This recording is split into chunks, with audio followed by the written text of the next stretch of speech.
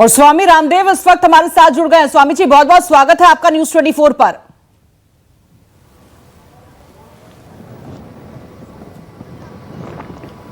नमस्ते बहन।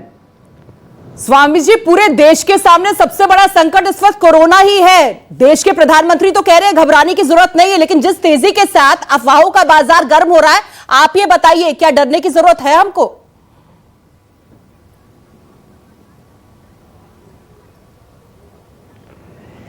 देखिए, एक सावधानी की जरूरत यह है कि जो भी लोग विदेश यात्रा से लौट रहे हैं, चाहे किसी भी देश से लौट रहे हैं, क्योंकि अब कोई देश इसके दायरे से बचा नहीं है।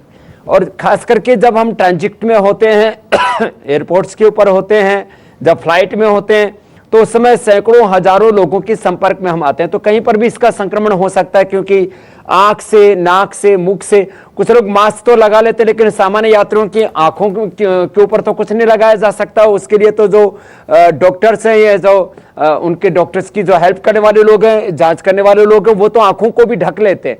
तो आंख, नाक, मुख से इसके फैलने की संभावना, इसलिए जो भी कोई विदेश से आ रहा है उसको 5-7 दिन आइसोलेशन में रखना चाहिए। घर में भी यदि कोई आया है तो 5-7 दिन बाद भी इसके लक्षण उभर सकते हैं, सर्दी, जुकाम, बुखार से लेकर के जो इसके लक्षणों को हम चिन्हित कर सकते। तो जो भी विदेश से लौट रहे उनको तो के साथ सावधानी बरतने की जरूरत है। पूरे देश में ऐसे किसी को भी सर्दी, जुकाम, बुखार हो रहा है, उसको किसी भी तरह से आतंकित होने की, भयभीत होने की, किसी भी तरह का कोई वहम पालने की आवश्यकता नहीं है। उसके लिए प्राणायाम करें, गिलोय है, तुलसी है, अदरक है, हल्दी है, काली मिर्च है, इस तरह की चीज़ों को उबाल करके, जो मैं सबको बता रहा हूं कि सबसे बड़ी एंटी बैक्टीरियल, एंटीवायरस कोई मेडिसिन है, दवाई है, जड़ी बूटी है, तो गिलोय है। इसका के छोटे छोटे पीस करके, इसको क्रशिंग करके और ग्राइंडिंग करके मिक्सी में, या तो और पानी में उबाल करके, 1 गिलास पानी का जब करीब 1/4 बच जाए तब इसको उबाल करके, छान करके पी लें। इसमें तुलसी, अदरक, हल्दी, काली मिर्च आदि डाल लें तो इससे और ज्यादा इसकी इफेक्टिवनेस बढ़ जाती है। तो सामान्य रूप से सर्दी, जुकाम, बुखार और कोई भी बैक्टीरियल वायरल इन्फेक्शन है उसके लिए बहुत अच्छा है। कोरोना होने के बाद भी गिलोय, तुलसी, अदरक, हल्दी का उपयोग करके हम रोगी को मरने से बचा सकते हैं, उसको हरा सकते हैं कोरोना को। कोई यदि बहुत ज्यादा रोगी की हालत खराब है तो साथ में एलोपैथी का भी ट्रीटमेंट ले सकते हैं, और प्राणायाम जरूर करें। और अपने आप को इससे बचाने के लिए जो है, जिसको हम प्राइमरी प्रिवेंशन कहते हैं, प्रोटेक्शन कहते हैं, तो अपने आप को प्रोटेक्ट करने के लिए, अपनी इम्यूनिटी बढ़ाने के लिए प्राणायाम कम से कम भस्त्रिका, कपालभाति, अनुलोम विलोम, ये 3 प्राणायाम तो सबको करने चाहिए। कम से कम 5 मिनट सूर्य नमस्कार कर लें, 5-10 कुछ आसन कर लें, तो इससे इम्यूनिटी हाई होगी, तो आपको कोई प्रॉब्लम नहीं होगी। मैं भी अभी कई देशों से होता हुआ ऑस्ट्रेलिया से लौट करके फिर भारत आया हूं। मुझे तो कोरोना का तो प्रश्न नहीं, सर्दी, जुकाम, बुखार भी नहीं हुआ, जबकि मैंने रास्ते में बहुत से लोगों को खांसते हुए, बहुत से लोगों को टेम्परेचर से, बहुत तरह की चीजों से पीड़ित देखा। तो ये योग सबके लिए रामबाण है, और हमारे ऋषियों ने, हमारे पूर्वजों ने जो हमें आयुर्वेद की विद्या दी है, इस योग विद्या और आयुर्वेद विद्या के जो स्वदेशी के मंत्र है, इसको अपना करके हम इस कोरोना को हरा सकते हैं।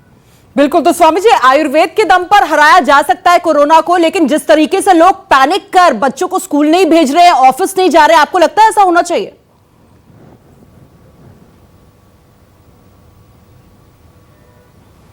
नहीं, ये बिल्कुल गलत है। देखिए, मैंने कहा जो विदेश से जो लोग आए हैं, किसी भी तरह से, चाहे वो स्वस्थ हैं या बीमार हैं, उनके साथ प्रिकॉशन बरतने की जरूरत है। हाथ ना मिलाएं, गले ना मिले, एक दूसरे को किस ना करें, थोड़ा उनके साथ में प्रिकॉशन बरतें, सावधानी बरतें।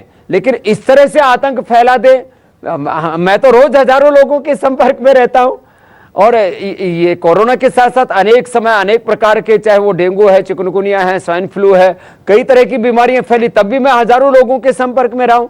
और अभी भी मैं सबको बोलता हूं कि ऐसे सामान्य रूप से जो सर्दी, जुकाम, बुखार हो रहा है, उसको कोरोना मानने का भय ना पाले, किसी भी तरह का कोई आतंक ना फैलाएं, गलत फहमी में ना जिए। हाँ, जहां सावधानी की जरूरत है उतनी सावधानी जरूर बरतें, उसके लिए सरकारें भी लगी हुई है, राज्य सरकारें लगी हुई है, और जो लोग विदेश से लौट रहे हैं वो खुद भी इस तरह का प्रिकॉशन लेते हैं, वो लेना चाहिए, क्योंकि इसका संक्रमण भी बहुत तेजी से फैलता है। इसलिए हाई लेवल पर वो प्रिकॉशन की जरूरत है, लेकिन वो खाली जो विदेश से जो लोग आ रहे हैं खाली उनको ये प्रिकॉशन लेने की आवश्यकता है।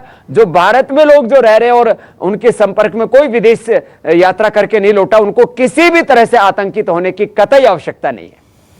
बिल्कुल। और स्वामी जी, वायरस तभी हमला कर सकता है जब अंदर की इम्यूनिटी स्ट्रांग नहीं होगी, और उससे स्ट्रांग करने के लिए घर बैठे कोई सरल उपाय, वैसे तो आपने बताया किस तरीके से गिलोय का जूस भी पिया जा सकता है।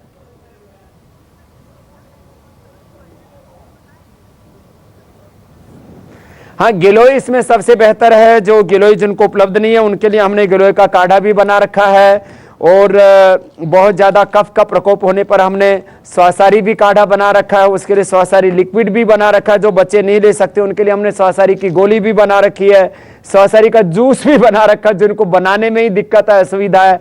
तो हमने सारे उपाय बताए, और इसका उद्देश्य एक ही है कि लोग ऐसी छोटी छोटी जो होम रेमेडी है हमारी, युगों से सदियों से हमारे यहाँ पर ये प्रयोग होती है, इनका प्रयोग कर सकते हैं। किसी किसी को बुखार टूटता ही नहीं है तो उसके लिए हमने ज्वरनाशक भी बनाया हुआ है।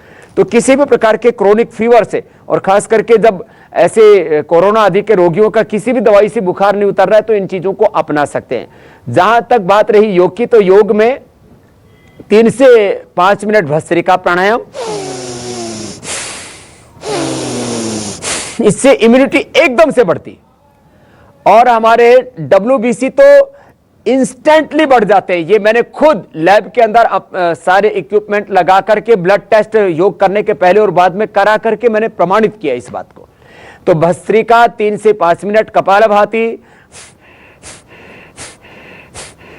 भस्त्रिका में श्वास को लेने और छोड़ने में दोनों में पूरा बल लगता है ऐसे।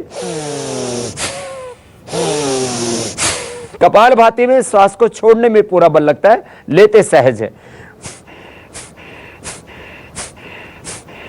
और अनुलोम विलोम, बाएं से लिया दाएं से छोड़ दिया, दाएं से लिया बाएं से छोड़ दिया।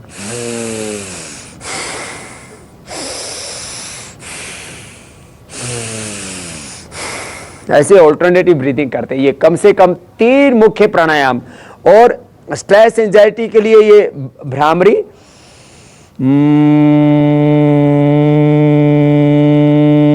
पहले उंगली माथे पर, शेष 3 उंगली से आंखों पर, कान अंगूठी से बंद करके ओंकार का नाक से नाद किया, और ओम।